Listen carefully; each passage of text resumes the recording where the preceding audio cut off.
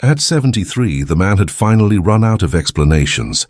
For most of his life, explanations had been his shield.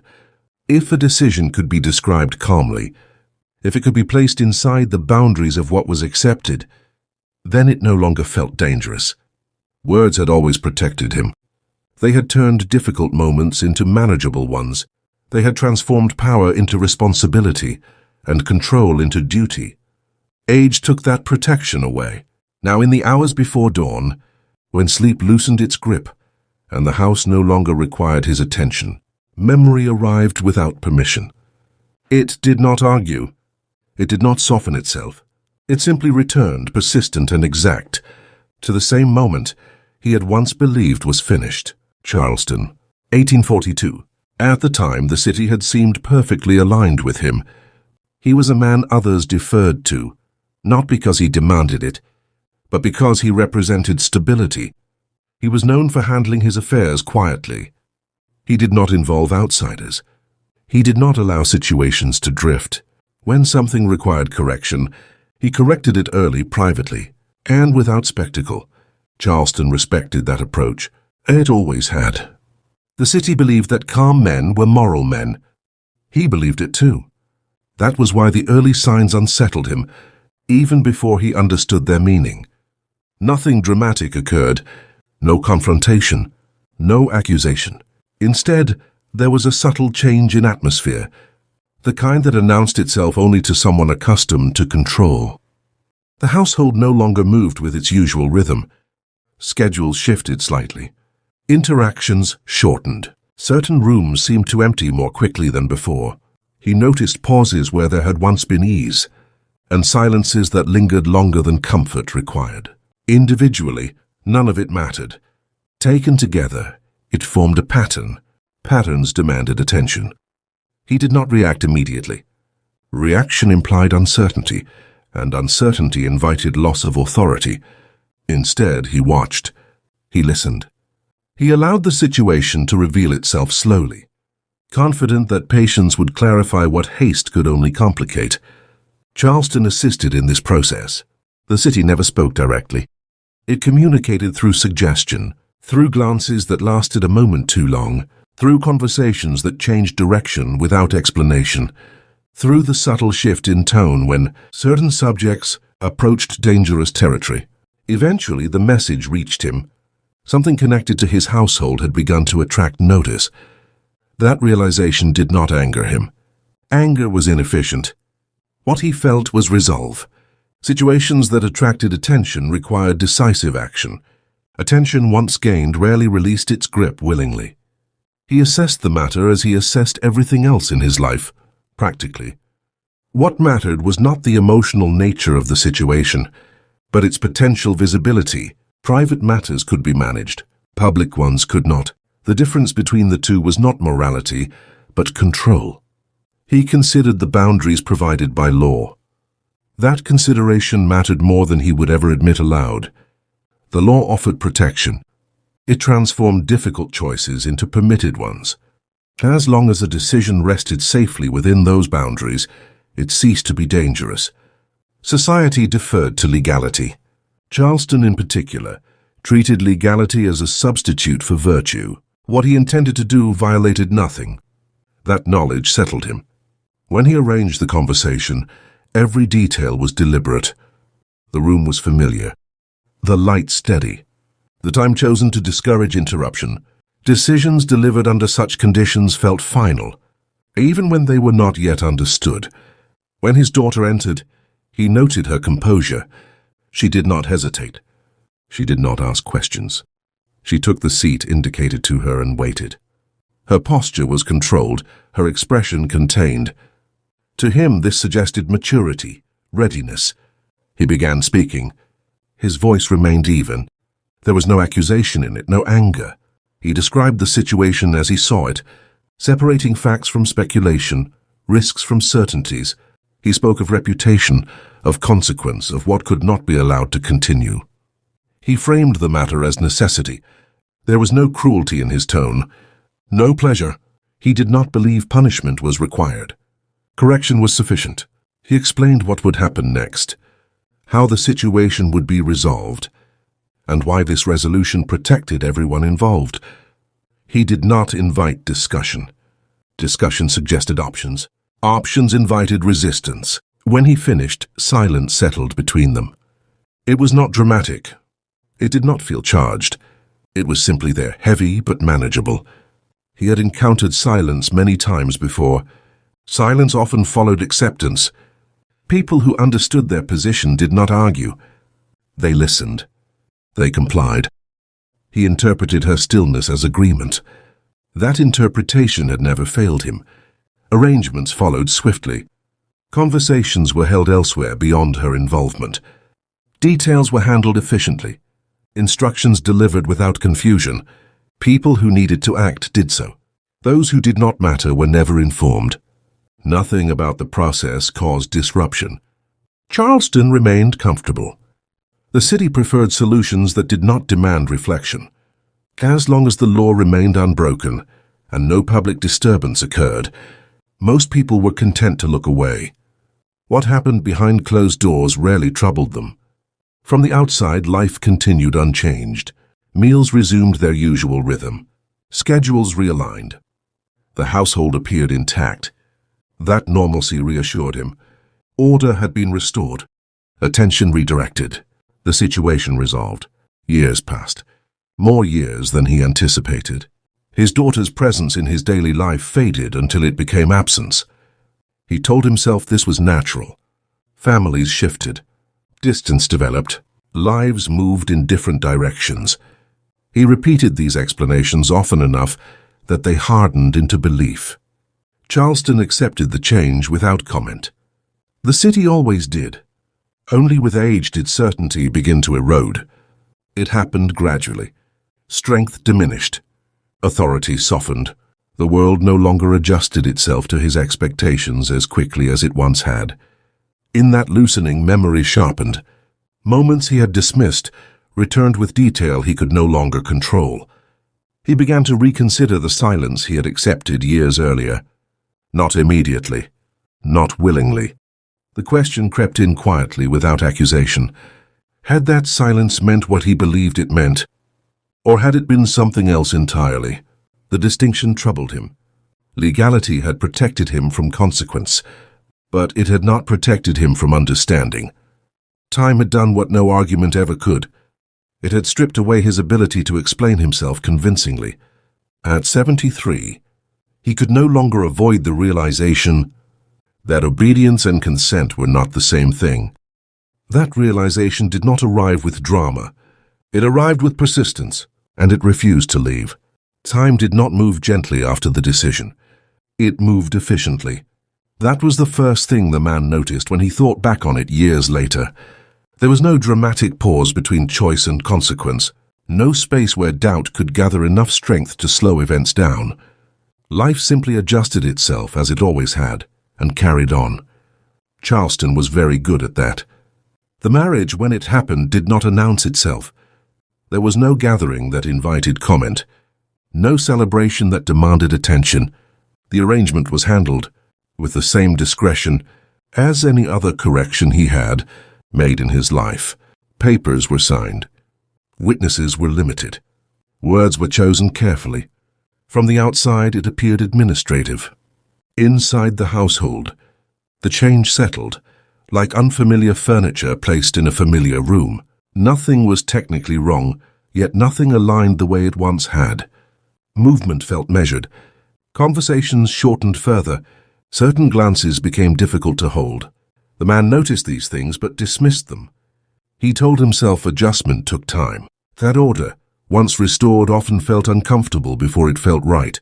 He had repeated this belief through decades of managing people, land, and reputation. It had rarely failed him. What unsettled him more was the city's response, or rather the lack of one. Charleston did not object. It did not question. It did not even gossip with enthusiasm. The matter existed just far enough within the law to avoid curiosity. Those who might have disapproved chose distance instead. Those who approved felt no need to express it. The silence that followed felt familiar. He mistook that familiarity for validation. Weeks passed, then months. The household resumed its routines, but something essential had been removed from them. Meals were taken with efficiency rather than comfort. Rooms filled and emptied without warmth. Even the sounds of the house seemed restrained, as if the walls themselves had learned caution. He attributed this to discipline. Discipline, he believed, was often misunderstood. People assumed it required force. In truth, discipline thrived on consistency. Once expectations were set, behavior followed. Emotion faded. Structure remained. That belief allowed him to remain calm when he noticed how little his daughter spoke. When she did speak, her words were precise, minimal. She answered questions directly, without elaboration. She did not volunteer opinions. She did not ask for permission or protest decisions. She behaved exactly as someone who understood boundaries. He interpreted this as acceptance. There were moments, however, when the interpretation wavered. Sometimes he would enter a room and sense that conversation had ended moments earlier. Sometimes he would catch her looking toward the window rather than at him, her attention fixed on something distant and unreachable. Sometimes her stillness felt less like obedience and more like withdrawal. These observations irritated him, not because they suggested wrongdoing, but because they lacked utility. There was nothing to correct. No clear violation, no disorder demanding response. The situation, though imperfect, remained stable. Stability had always been enough. He focused his attention elsewhere. Charleston offered distractions in abundance. Business required management. Social obligations persisted. Appearances had to be maintained. His reputation continued to benefit from his restraint, from his ability to handle matters without spectacle. People spoke of him as reliable. That word mattered.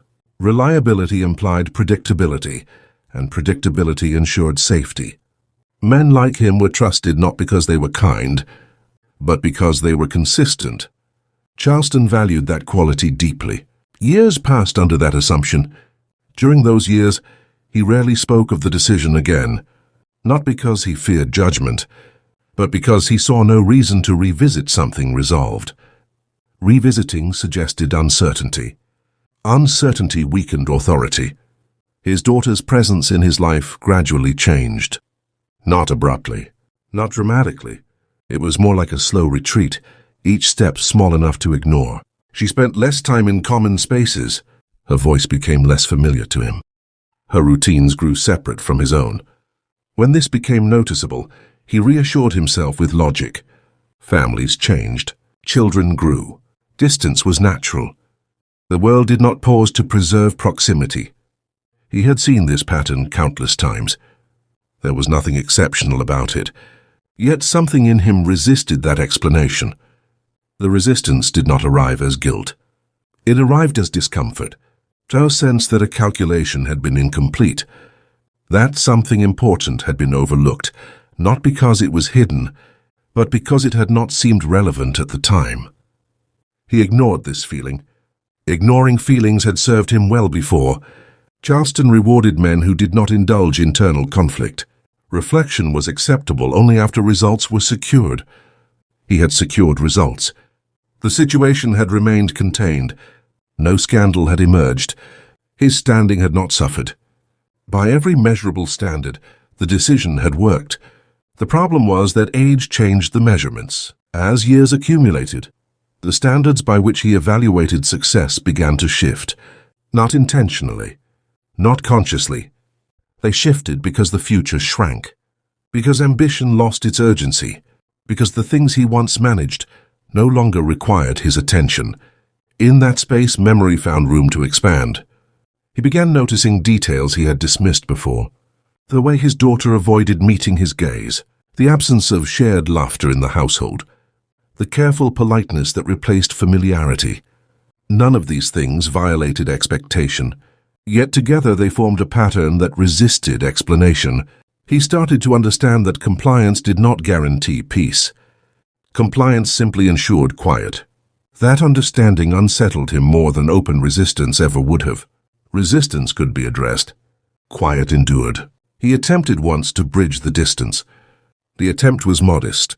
A conversation initiated without purpose, a question asked without demand. He framed it casually, as if curiosity alone motivated him. The response he received was respectful. Too respectful. It carried no warmth, no resentment either, just distance. A tone perfected through repetition, shaped by years of learning when speech was safe and when it was not. That tone stayed with him long after the conversation ended. It was the sound of adaptation. Charleston understood adaptation well. Entire communities survived by mastering it. People learned which truths could be spoken and which required silence. They learned how to arrange themselves within structures they could not change. He had built his life on those structures. The realization that his daughter had learned the same lessons disturbed him. Still, he did nothing. Doing nothing had become his habit. He told himself that reopening the matter would only cause harm. That time, having passed, should not be disturbed. That bringing attention back to the decision would serve no one. These explanations sounded reasonable. They were also convenient. Years continued to pass. The marriage endured not because it flourished, but because endurance required less effort than escape. The household functioned. Charleston remained untroubled. The law continued to stand where it always had. From the outside, the story appeared complete. Only when his own strength began to fail did he recognize the cost of that completeness. Illness arrived quietly without warning. Not severe enough to alarm others, but persistent enough to remind him of limitation. Tasks took longer. Decisions tired him. The world no longer yielded as easily to his expectations. With weakness came reflection. He found himself revisiting the moment of decision more often, not to justify it, but to understand it. He replayed the conversation in his mind, searching for what he might have missed. He examined his certainty, questioning whether it had been confidence or simply habit. For the first time, he allowed himself to consider how little he had asked. He had never asked what his daughter wanted. The absence of that question echoed louder with each passing year. At 73, sitting in the quiet hours before dawn, he understood something that had eluded him for decades. Authority could enforce outcomes, but it could not command understanding. Legality could permit actions, but it could not grant absolution.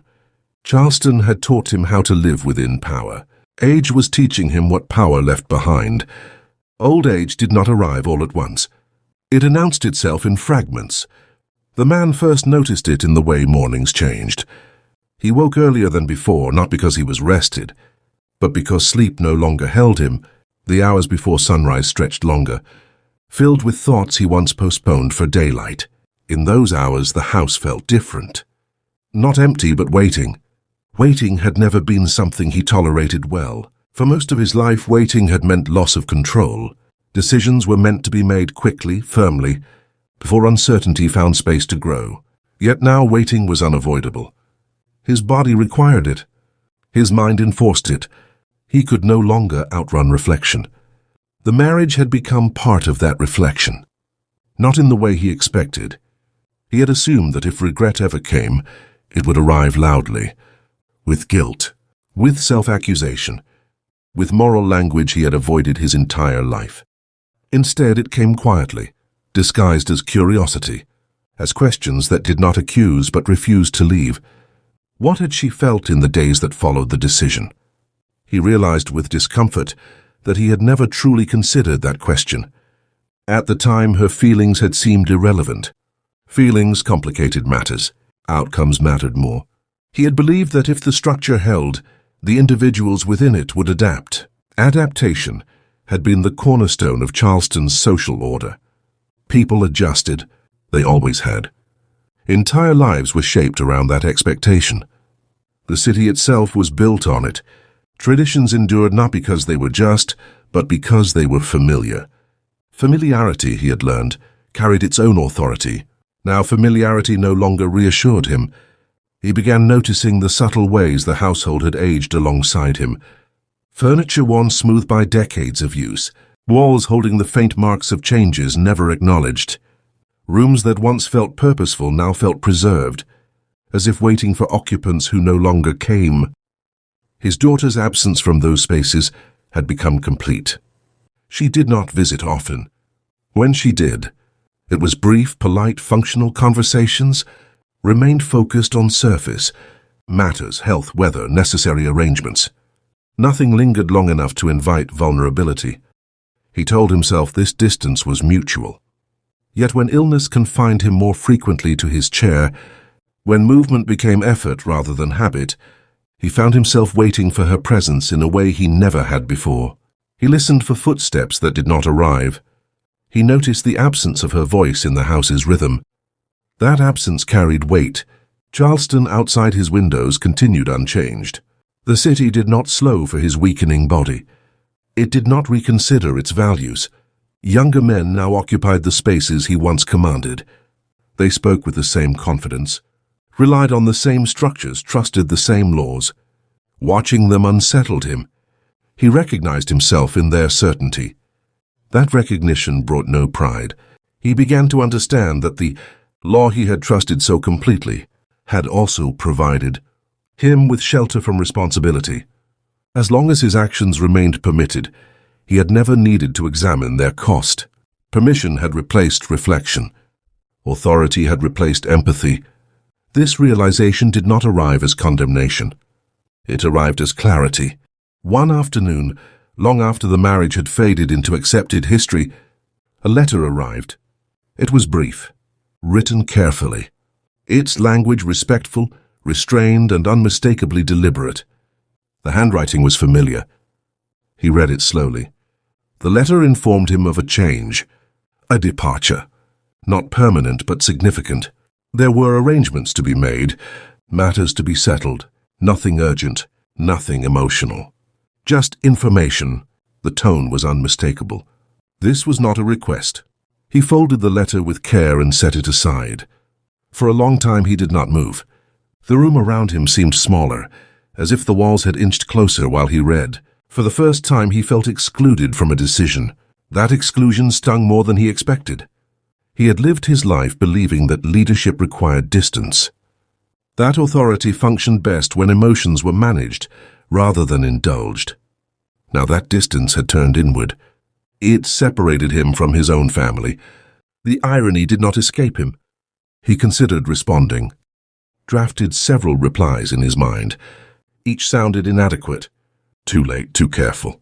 Too focused on maintaining dignity rather than addressing truth. He realized he did not know how to speak without authority. That limitation frightened him. Charleston had never required men like him to develop that skill. They were not expected to explain themselves emotionally. Their role was to decide. Others adapted. That was the order of things. But order, once internalized, became habit. Habit became identity. And identity, when challenged, resisted change. Weeks passed without reply. During those weeks, his health worsened. Not dramatically, gradually. Strength faded in increments, small enough to dismiss individually, but undeniable in total. Tasks he once completed without thought now required planning. Assistance, once unthinkable, became necessary. Dependence unsettled him. It forced him into the position he had assigned to others all his life. He noticed how people adjusted their tone around him, how they softened their speech, how they avoided certain topics, how decisions were delayed until his approval could be framed gently. This was adaptation. The realization struck him with uncomfortable precision. He had demanded adaptation without ever considering its emotional cost. Now, experiencing it himself, he understood how much was lost in the process. Adaptation required suppression, silence, a narrowing of self. It preserved order, but at the expense of expression. That understanding sharpened his memories. He began recalling moments he had dismissed at the time. A pause before his daughter answered. A hesitation before she entered a room. The careful neutrality of her voice. These had not been signs of agreement. They had been signs of survival. This realization did not bring relief. It brought grief. Not grief for what he had lost, but for what he had never allowed to exist. He had never allowed his daughter the space to refuse. Refusal had never been part of his calculations. That omission haunted him now. One evening, as the light faded earlier than he expected, he asked for assistance retrieving old documents. Papers accumulated over a lifetime. Records of transactions, arrangements, decisions, proof of competence, proof of control. As he sorted through them, he noticed how few reflected human cost. Names appeared only when necessary. Relationships reduced to obligations. Lives summarized in ink and signatures. Among them, he found the documents related to the marriage. They looked exactly as he remembered. Orderly, legal, final. Nothing on those pages indicated coercion. Nothing suggested imbalance. Nothing acknowledged the absence of consent. He stared at the papers longer than necessary. For years they had represented closure. Now they represented avoidance. He understood then that the law had never required him to ask permission from those he ruled. It had only required him to follow procedure. Procedure had become his moral compass, not because it was right, but because it was convenient. Convenience had shaped his conscience. This understanding did not transform him. It weakened him. He realized that insight, arriving so late, carried no power to undo. Awareness did not grant authority over the past. It only illuminated it. That night sleep did not come. He lay awake, listening to the house settle, thinking not of the decision itself, but of the certainty with which he had made it. That certainty had once defined him. Now it felt foreign, dangerous. He wondered how many other decisions he had justified the same way. The thought exhausted him. Days later he sent a reply. It was not long. It did not explain. It did not defend. It acknowledged the change, offered assistance if needed, expressed concern for well-being. Nothing more. When the letter left his hands, he felt no relief. He understood that some words, once withheld long enough, lost their meaning. Charleston remained unmoved. The city did not mark his internal reckoning. Streets bustled. Conversations continued. Traditions endured. Life moved forward without acknowledging his reconsideration. That, more than anything, confirmed the truth he was struggling to accept. The world did not require his understanding. Only he did. As his strength continued to fade, as the future narrowed to manageable days rather than ambitious plans, one certainty emerged with uncomfortable clarity. He had lived long enough to see his decision clearly.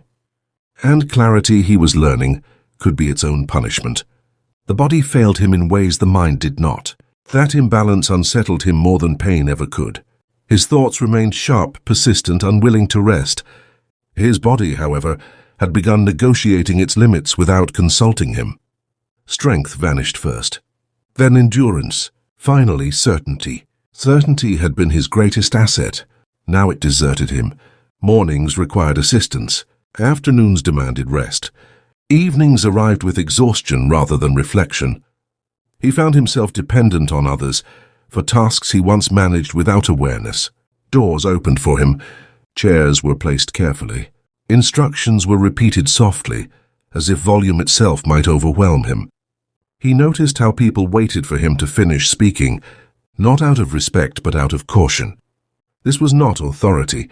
This was accommodation. The distinction mattered. In accommodation, power had already shifted. Charleston continued its rhythm outside his windows, but he now experienced it as observer rather than participant. He heard the city more than he saw it. The sound of wheels on stone, distant conversations, church bells marking time he could no longer shape. He had once believed time belonged to those decisive enough to command it. Age taught him otherwise. The letter he had sent remained unanswered. He told himself not to expect a reply. Expectation implied entitlement, and he had begun questioning the assumptions behind entitlement itself. Still, the silence unsettled him, not because it wounded his pride, but because it felt deliberate. Deliberation implied choice. For decades he had believed choice was his domain. Now he understood what it meant to wait on another's decision. That waiting was not passive. It pressed against him. It forced him inward. It demanded he sit with thoughts he had once resolved quickly, neatly and without emotional residue. He began revisiting the early days after the marriage, not the event itself, but what followed. He remembered how quickly the household adjusted, how staff learned new patterns without instruction. how conversation topics narrowed instinctively, how everyone seemed to understand what could be spoken and what could not. He had mistaken that understanding for harmony. Now he recognized it as caution. Caution did not exist without fear. That realization unsettled him deeply. He had always believed himself a calm, man-measured, reasonable. He had never raised his voice unnecessarily, never relied on spectacle. Fear, he believed, belonged to brutes and fools, yet fear did not require shouting. It required unpredictability, and he had been unpredictable in one crucial way. He had demonstrated that when order felt threatened, he would act decisively, without consultation, and without regard for personal cost. The household had learned that lesson well. He began to understand why no one had challenged him. Challenge required safety. Safety had never been offered. This understanding did not absolve him. It isolated him. Illness confined him further as seasons passed. Visitors became less frequent. Conversations shortened. Life reduced itself to essentials: meals, rest, medical attention, silence. In that silence, memory sharpened its edges. He recalled moments he had once dismissed as trivial. The way his daughter's presence had changed after the decision, how she no longer lingered in doorways, how she moved through rooms efficiently, as if minimizing her footprint. He had praised that efficiency. He had called it maturity. Now he recognized it as withdrawal. One afternoon, long after he had accepted that a reply might never come, another letter arrived. He recognized the handwriting immediately. His hands trembled slightly as he opened it. Not from weakness alone, but from anticipation he had not allowed himself to acknowledge. The letter was longer than the first, still restrained, still careful, but different. It acknowledged his message, thanked him for the offer of assistance, explained that circumstances required distance, not out of anger but necessity. The language was precise, almost formal, yet something beneath it pressed against the structure. Toward the end, one sentence lingered. Not an accusation, not a demand. An observation. She wrote that for many years she had believed silence was expected of her, that speaking would only create disruption, that survival required compliance, not honesty. She wrote that she was no longer willing to confuse endurance with acceptance. He read that sentence repeatedly. Endurance, acceptance. He had treated them as interchangeable his entire life.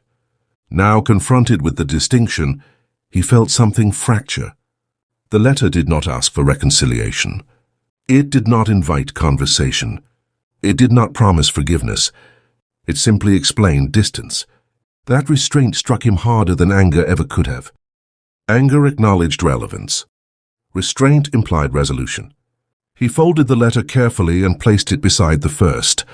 For a long time he remained still, listening to his own breathing, aware of how fragile it sounded in the quiet room. For the first time, he allowed himself to consider that his daughter had not waited all these years for him to understand. She had waited to escape the need for his understanding. That realization altered something fundamental. He had believed regret would arrive as remorse, heavy and unmistakable. Instead, it arrived as displacement. The recognition that the story he told himself was no longer the one that mattered. Her story had continued without him. Charleston offered no guidance for this moment. The city had rules for inheritance, for property, for legality. It had no language for emotional consequence. It did not teach men how to respond when authority dissolved into irrelevance. He was left to navigate that terrain alone. As his health deteriorated further, practical matters demanded attention. Arrangements had to be made, documents reviewed, decisions finalized. He approached these tasks with familiar efficiency, but something had changed. Each decision now carried weight beyond outcome. He found himself questioning not whether he could decide, but whether he should. This hesitation confused those around him. They were accustomed to certainty, to direction, to clarity. His pauses unsettled them. He saw it in their expressions, heard it in their careful phrasing. He understood their discomfort. Indecision, after all, had consequences, yet he could no longer act without considering the unseen cost. That awareness slowed him. It isolated him further. One evening, as pain kept him awake and the house settled into stillness, he confronted a thought he had avoided for months. He wondered whether an apology had any meaning this late. Not as strategy, not as performance, as truth. The thought frightened him. Apology required vulnerability. It acknowledged harm without expectation of absolution. It surrendered authority entirely. He had never done that. He realized that throughout his life, every admission had been framed as explanation, every concession softened by context, every mistake justified by necessity. A true apology allowed no such shelter. He did not know if he was capable of it. The question haunted him. Days later, weakness confined him to bed for longer stretches. The world narrowed further. Visitors spoke in whispers. The air smelled of medicine and linen. Time blurred.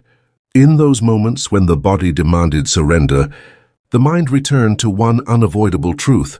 He had lived his life believing control was synonymous with care. He had been wrong.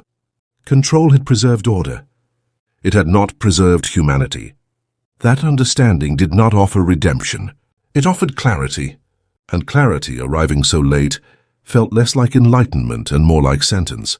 As night fell earlier and mornings grew heavier, one certainty settled into him with quiet finality. He would not be remembered for the law he followed. He would be remembered, if at all, for the silence he enforced, and silence, he now understood, carried consequences no law could contain. The body announced its limits before the mind accepted them. It began with small humiliations, a glass that slipped from his hand, a step misjudged, a moment where balance failed without warning. Each incident, isolated, could be explained away. Together, they formed a pattern he could no longer ignore. Dependence was no longer approaching. It had arrived. People adjusted quickly. They always did. Schedules shifted around his needs. Voices softened. Instructions were offered gently, as if certainty itself had become fragile. He noticed how others anticipated his weakness before he acknowledged it himself. This anticipation unsettled him. He had built his life on being the one who anticipated. Now others did it for him. Charleston continued without pause. The city did not acknowledge his slowing pace. Younger men occupied the spaces he once dominated, carrying authority with the same casual confidence he remembered from his own prime. Watching them felt like observing a former self from a distance that could not be crossed. He did not resent them. He envied their unexamined certainty. The letter from his daughter remained close to him, not displayed, not hidden, simply present.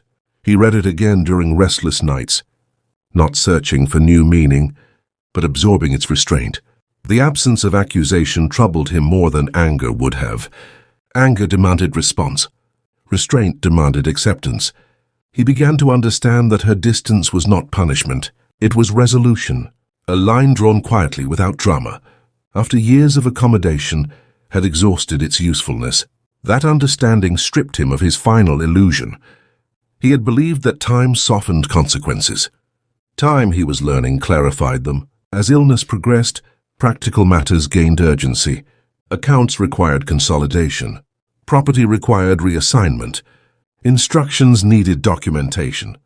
He approached these tasks methodically, relying on habits formed long before reflection complicated them. Yet even here something had changed. He found himself hesitating before finalizing decisions, not out of confusion but caution. He questioned outcomes that once felt obvious. He considered unseen effects. He wondered who would carry the weight of what he left behind. This hesitation frustrated those assisting him. They expected decisiveness. He provided deliberation instead. One afternoon, while reviewing documents that summarized decades of authority, he noticed how impersonally his life could be reduced to paper, names, numbers, transfers, obligations, proof. That his existence had mattered in measurable ways, none of it reflected the human cost. That absence felt deliberate now. He requested the marriage records again. The request surprised those around him. The matter had been settled long ago. There was no legal necessity to revisit it. Still, the documents were retrieved and placed before him, their edges worn, their contents unchanged. He studied them carefully. The language was precise, the terms exact, everything was proper. The law had been satisfied completely. There was no ambiguity to challenge, no irregularity to question. The papers did not lie. They also did not tell the truth. He realized then that legality had never been the issue. The law had functioned exactly as designed. It had protected him. It had permitted him. It had insulated him from immediate consequence. What it had not done was require him to ask whether he should. That question had never appeared in ink. He closed the folder slowly. For the first time, he allowed himself to imagine how those documents might appear to someone else, someone without his authority, someone without his power, someone whose life had been reduced to a clause rather than a choice. The thought unsettled him deeply. He understood now that the law had not been neutral. It had favored him, and he had used that favor without hesitation. As his health deteriorated further, moments of clarity arrived unpredictably. Sometimes they came in pain, sometimes in exhaustion, sometimes in the quiet hours when sleep refused to cooperate. During one such night, he confronted a truth he had avoided.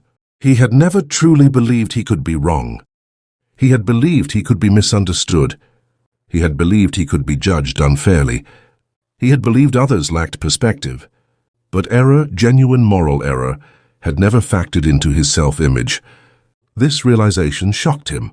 He had lived his life assuming that good intentions justified outcomes. That stability excused harm. That order outweighed consent. These beliefs had not been examined because they had never been challenged.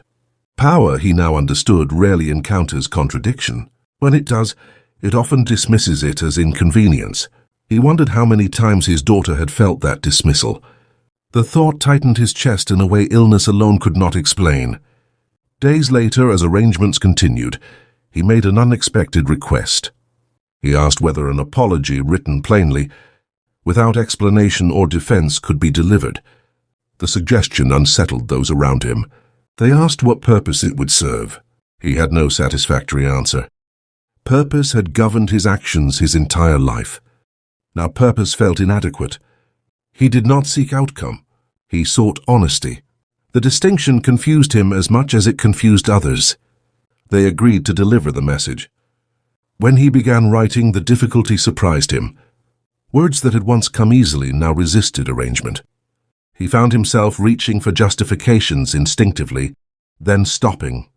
He crossed out phrases that explained rather than acknowledged. He removed context. He stripped the message down repeatedly until only the essential remained.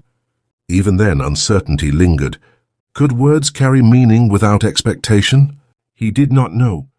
He sent the letter anyway. Afterward, he felt no relief. Relief implied completion. This felt like exposure. The days that followed were heavy with waiting. Not hopeful waiting, honest waiting. The kind that accepts silence as a possible answer.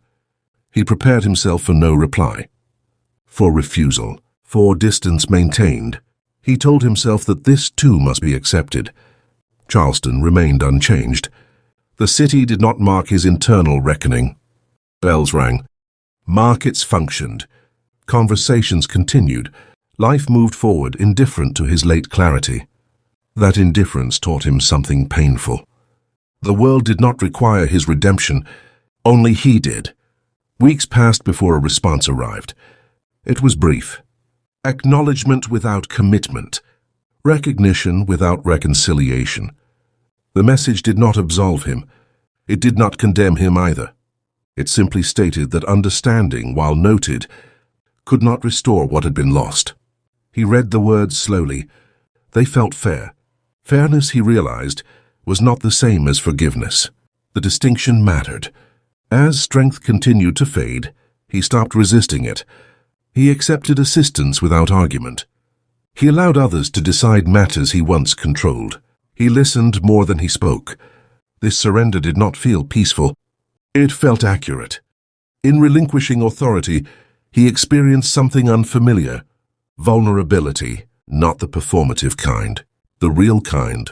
the kind that offers no protection, the kind that cannot be leveraged. It frightened him.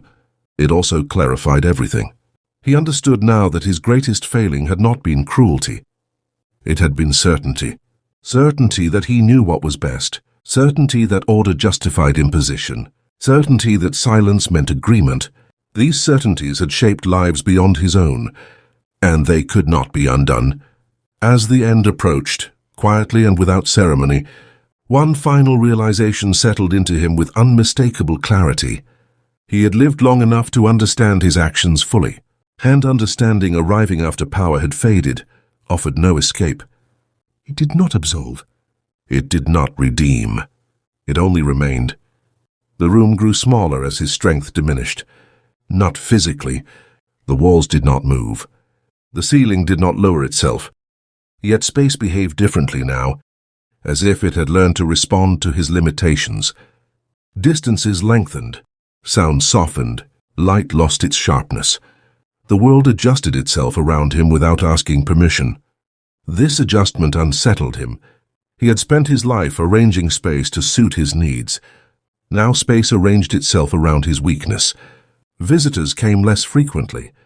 When they did, they spoke in measured tones, choosing words carefully, avoiding anything that might exhaust him. Conversations revolved around health, comfort, logistics. No one asked for guidance anymore. No one sought decisions. Authority had left the room quietly. He noticed how easily it went. That realization disturbed him more than illness. Charleston outside his window continued with indifferent precision. Carriages passed.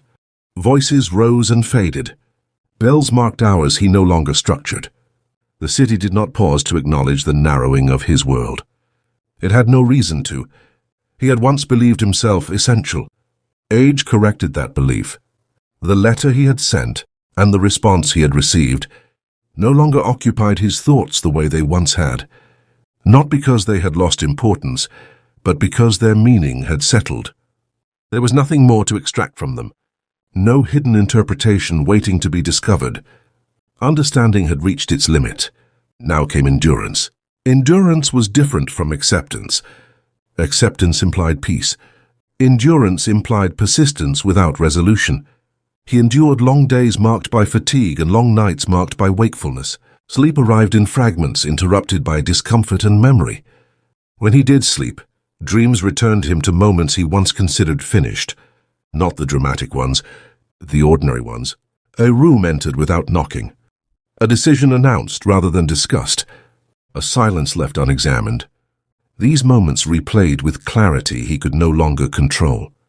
He began to understand that memory did not punish selectively. It punished comprehensively. Those caring for him noticed changes in his demeanor. He spoke less. When he did speak, it was deliberate, restrained.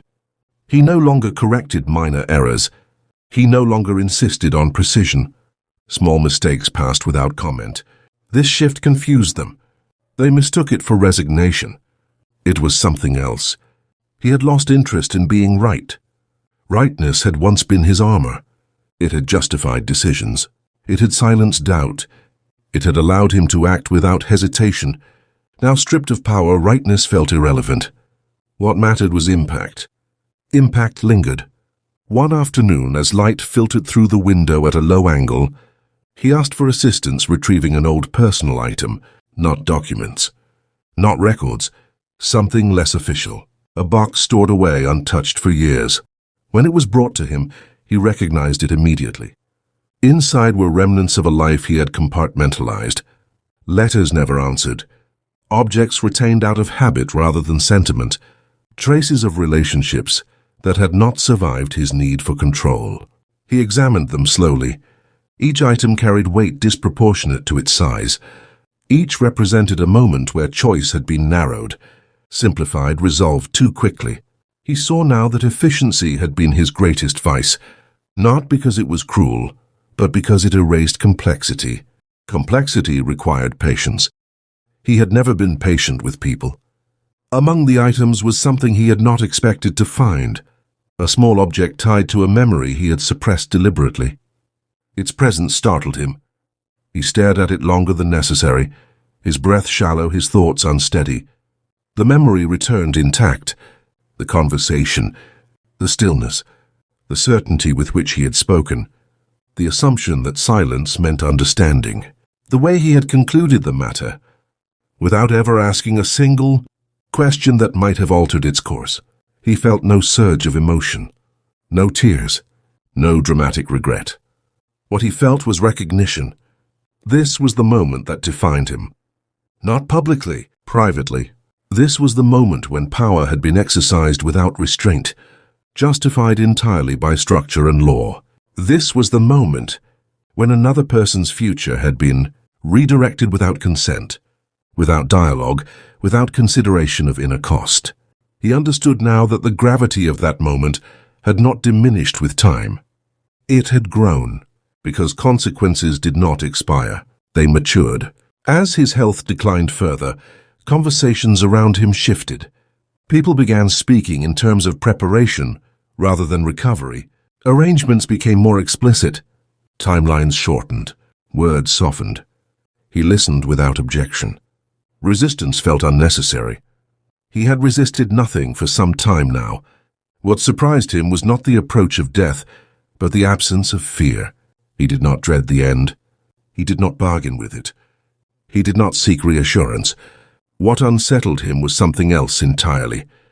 He feared being understood too late, not by others, by himself. He feared that clarity would continue arriving even as time ran out, offering insight without opportunity. That realization, more than mortality, weighed on him heavily. One evening, during a rare moment of relative comfort, he found himself thinking about legacy. Not the public kind, not reputation. He thought about the imprint left behind in the lives of those who had adapted to him, the habits they had formed, the silences they had learned, the compromises they had normalized. He understood now that legacy did not require intention. It formed regardless, and often it formed in damage. He wondered how many people had shaped themselves around his certainty. The thought exhausted him. As days blurred together, moments of lucidity alternated with weakness. During lucid moments he found himself observing, rather than engaging. He watched how others moved through the room, how they avoided certain topics, how they waited for cues that never came. He recognized this behavior. He had once inspired it. That recognition brought no pride. It brought finality. He realized that authority, once exercised without reflection, trained others to disappear emotionally, to survive through compliance, to protect themselves through silence. That training outlived the authority itself. It lingered. This was the harm he could not undo. No apology could dismantle it. No understanding could reverse it. It would persist in ways he would never witness. That thought stayed with him as strength continued to leave his body. Toward the end, his world reduced itself further. Sound dulled, vision blurred, time lost coherence. Days folded into nights without distinction. He existed in intervals. In those intervals, one certainty remained intact. He had lived long enough to see his actions clearly, not as isolated decisions, as a pattern built on certainty, law, and control, a pattern that had demanded endurance from others while sparing him discomfort. Now discomfort had found him, not as punishment imposed by force, as understanding imposed by time. As his breathing grew shallow and effortful, as awareness flickered, the last thing he held on to was not fear, not remorse, not hope. It was acknowledgement. Acknowledgement that power, once exercised without restraint, always returns, not through rebellion, not through revenge, through clarity, and clarity, when it arrives after everything else is gone, offers no escape, only truth. Death did not announce itself. It approached the way certain truths did, without urgency, without warning, and without asking permission. There was no moment that could be identified as the beginning of the end, only a gradual narrowing, a slow reduction of the world into essentials: breath, light, silence. The man understood, long before anyone said it aloud, that his presence had become temporary, not symbolic, literal. The room around him no longer belonged to him. Objects were arranged for convenience rather than preference. Chairs were placed where they were needed, not where he once insisted they should be. Conversations occurred around him instead of with him. He had become the center of activity without being its source. That realization did not wound his pride. Pride required energy. What he felt was something quieter, a recognition that authority, once removed, did not leave behind an echo. It left behind nothing at all. Charleston continued its routines with mechanical reliability. Bells rang. Streets filled and emptied. Voices rose and fell beyond the window. The city had not changed its pace to accommodate his decline. It never had. He had once believed the city reflected the values of men like him. Now he understood that men like him merely benefited from its indifference. Charleston did not reward morality. It rewarded continuity. That continuity remained intact without him. Time lost coherence in his final days. Mornings blurred into afternoons. Nights arrived without ceremony. Light passed through the room without signaling progress. His body no longer marked time accurately, yet one memory refused to fade. Not a series of events, a single moment. The moment when a decision had been delivered calmly, legally and without resistance. The moment when silence had been mistaken for agreement. The moment when power had been exercised so completely that opposition had never been considered. He no longer attached language to that memory. No justification, no defense, no explanation, only acknowledgement. He saw it now as it had always been, not a necessity, a choice made possible by law, protected by custom, encouraged by silence, a choice that had reshaped another life permanently, while leaving his own uninterrupted. That understanding did not arrive with regret. Regret implied the possibility of correction. This arrived with finality. He understood now that punishment did not always take the form of suffering. Sometimes it arrived as comprehension stripped of utility, understanding that offered no repair, no reversal, no redemption. Clarity without power, that was the sentence. Those caring for him noticed the change. He spoke rarely now, and when he did, it was with precision rather than authority. He no longer corrected, no longer directed, no longer asserted. They mistook this for peace. It was not peace.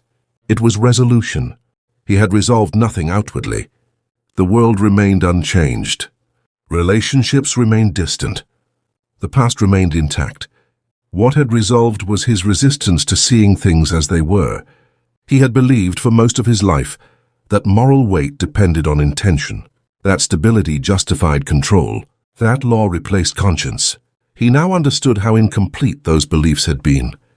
The law had protected him from consequence. It had not protected him from truth.